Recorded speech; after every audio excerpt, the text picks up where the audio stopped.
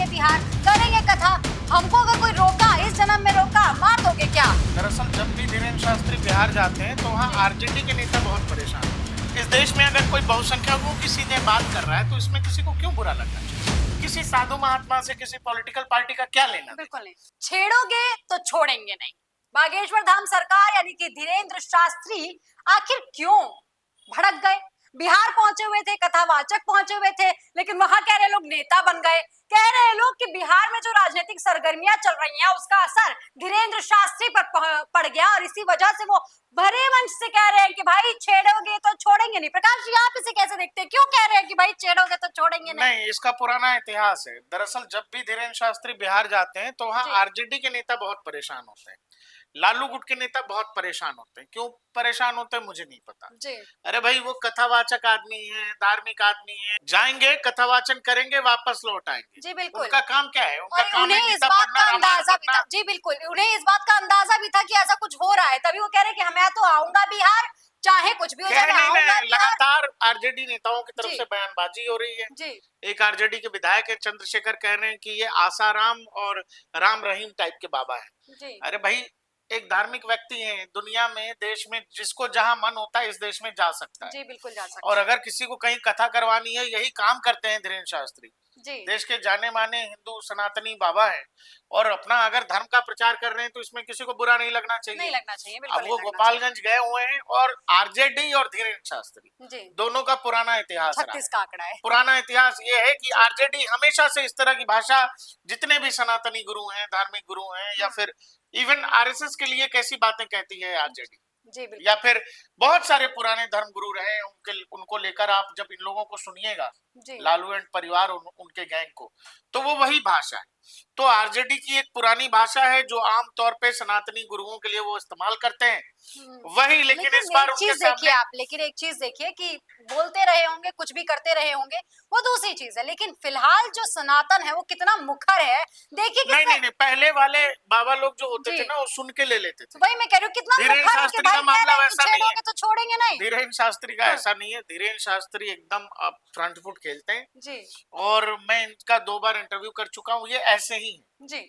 अगर आप धीरेन्द्र शास्त्री बागेश्वर बाबा को कुछ कहते हैं, उल्टा सीधा कहते हैं, और आपको लग रहा है कि जवाब नहीं आएगा, तो आप गलत हैं। जवाब आएगा, ठोक बजा के आएगा और डंके की चोट पर आ सकता है, कुछ भी आ सकता है, डंके की चोट पर। आप जिस भाषा में बात करेंगे, जी बागेश्वर जी महाराज धीरेन्द्र शास्त्री को बहुत अच्छे से जानता हूँ, उसी भाषा में आपसे बात करेंगे। वो आपको पता है, अभी उन्होंने अपने यहाँ बागेश्वर धाम में उन्होंने कैंसर अस्पताल में के उद्घाटन में प्राइम मिनिस्टर गए हुए थे। बिल्कुल गए हुए थे। आजकल वो 5 दिनों के लिए गोपालगंज पहुंचे हुए। पिछली बार भी जब वो पटना पहुंचे तो आरजेडी के लोगों ने बहुत बवाल काटा था कि नहीं आने देंगे।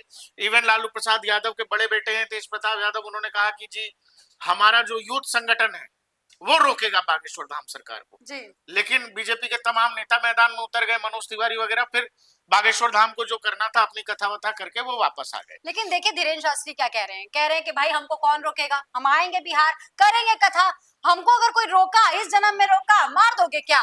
तो हम बिहार हमारा है, जब तक जिंदा हूँ तब तक बिहार आऊंगा। मुझे कोई बिहार आने से रोकेगा तो यहीं मठ बना लूंगा, घर बना लूंगा।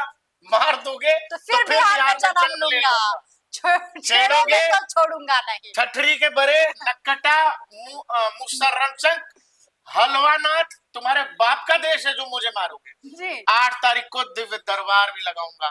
एक बात पहले ही निवेदन कर रहा हूँ, मैं किसी पार्टी का प्रचारक नहीं हूँ, हिंदुत्व का विचारक हूँ। राम के राष्ट्र में राम की कथा रोक लोगे, हिंदू राष्ट्र की मांग सबसे पहले बिहार से उठेगी। जब तक शरीर में जान है तब तक हिंदुओं के लिए जीऊंगा और मरूंगा, डंके की चोट पर। जी बिल्कुल। और जो कहा है वो भी एक बार सुन लीजिए सीधे। अब भारत को हम बंटने नहीं देंगे, अब हम हिंदुओं को घटने नहीं देंगे। तो जिनको भी हमारे बिहार आने से बुरा लगा हो और जिन्होंने भी जो भी कहा हो, सेंड टू मी। आज से 5 दिन तक हम अभी यहाँ कथा करेंगे, आप हमें ज्यादा रोकोगे, हम फिर कथा करेंगे। आप हमें और रोकोगे, हम और कथा करेंगे। आप हमें और रोकोगे, हम यही मठ बनाएंगे।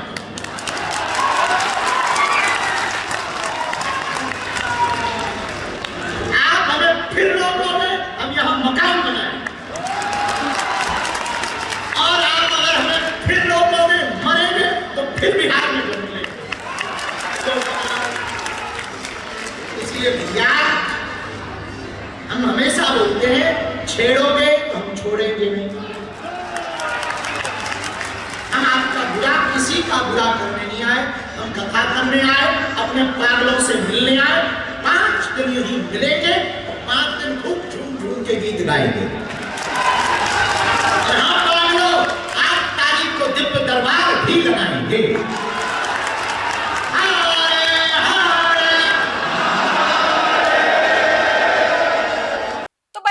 सुन लिया किस तरीके से मुखरता के साथ बोल रहे हैं कि भाई छेड़ोगे तो छोड़ेंगे नहीं, लेकिन उसके पहले जो विवाद हम देख पा रहे होंगे ये ट्विटर पे काफी तेजी से वायरल हो रहा था। लोग बड़ा इसे वायरल कर रहे थे, आखिर क्या विवाद है, क्यों बागेश्वर धाम जी कह रहे हैं कि भाई बागेश्वर धाम के भक्तों दिखा दो ताकत, क्या विवाद है यहाँ से, क्या औरंगजेब की एक फोटो शेयर की गई इंटरनेट पर, उस पर जूते का छाप बनवाया गया और कहा गया एक लाइक जो है एक जूते के बराबर, और एक अगर आप शेयर करते हो 10 जूते के बराबर, वही रिट्वीट करते हो तो 10 जूते के बराबर।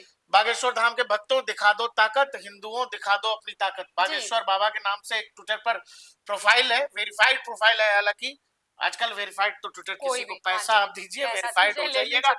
ये प्रोफाइल है और यहीं से कहानी शुरू हुई और बाबा बागेश्वर जैसे बिहार पहुंचे इस विवाद ने आग ले लिया। मैंने आपको बताया कि आरजेडी हमेशा इस तरह के जितने भी प्रबंध होते हैं बिहार में उनके खिलाफ आरजेडी खड़ी हो जाती है, और आरजेडी और विपक्ष के कुछ नेताओं का ये भी मानना है कि इस तरह के जितने बागेश्वर धाम या बाकी बहुत सारे जो संत पुजारी हैं वो लोग कहीं ना कहीं आरएसएस और नरेंद्र मोदी को एक तरह से सपोर्ट करते हैं, उनका बैकबोन है और उनके लिए एक तरह से प्रचार करते हैं। जी अच्छा, और आरएसएस प्रमुख भी उस मंच पे मौजूद थे, ठीक है, श्री रविशंकर जी भी मौजूद थे। तो कहा जा रहा है कि ये राजनीति का मंच है, लोग इसे राजनीति से भी जोड़कर देख रहे हैं, और चूंकि बिहार में चुनाव होने वाले हैं तो लोग कह रहे हैं कि बिहार का जो चुनावी रंग है वो बागेश्वर बाबा पे पहुंच गया है।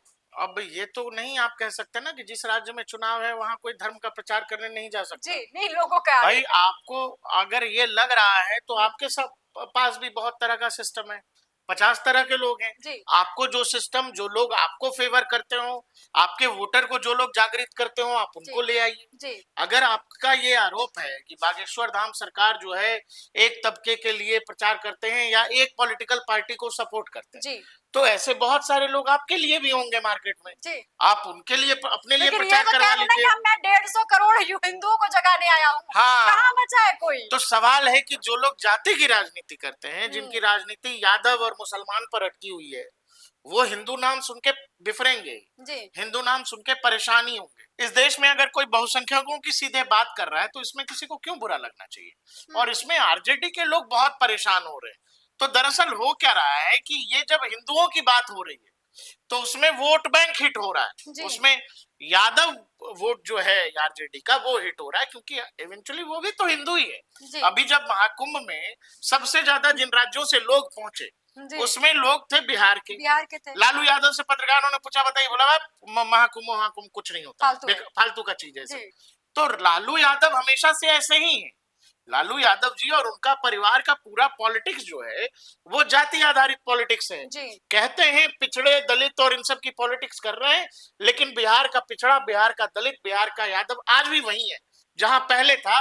बड़ा है तो केवल लालू प्रसाद यादव और उनका परिवार, जहां अपने जो अशिक्षित बच्चे हैं वो भी वहां पर बिहार में सरकार में शामिल हैं, और यही सपना है लालू प्रसाद यादव का कि एक 9वीं पास व्यक्ति को बिहार का मुख्यमंत्री बना दे। तो वो तो देश ने देखा है, दुनिया जानती है। लालू प्रसाद यादव जेल गए तो अपनी पत्नी को बिठा करके चले गए जो अशिक्षित हैं। तो ये सब कर चुके हैं लालू प्रसाद यादव। अब उनको ये सब बुरा इसीलिए लगता है कि जो पॉलिटिक्स का आधार है उनका, उस पॉलिटिक्स के आधार पर जैसे ही 1.25 करोड़ या 150 करोड़ हिंदुओं की बात होती है उस पॉलिटिक्स पर आघात होता है, उनको लगता है वहां चोट हो रही है, इसलिए हर बार सेंधमारी हो रही है वोटों। इस बार इसीलिए हर बार रिएक्शन आता, नहीं तो किसी साधु महात्मा से किसी पॉलिटिकल पार्टी का क्या लेना। बिल्कुल नहीं। वो चूंकि सीधे हिंदुओं की बात करते हैं, ये बात बुरी लग जाती है आरजेडी को और आरजेडी नेताओं को, इसलिए वो सीधे कहते हैं कि ये बाबा खराब है, बाबा को नहीं आने देंगे। हालांकि दिनेश शास्त्री को रोक नहीं पाएगा कोई, ना अभी रोक पाया, और ये कहते हैं कि ना मुझे कोई रोक पाएगा। अगर इस जन्म में कुछ कर भी दिया किसी ने तो मैं अगला जन्म लूंगा, यही मठ बनाऊंगा। तो ऐसे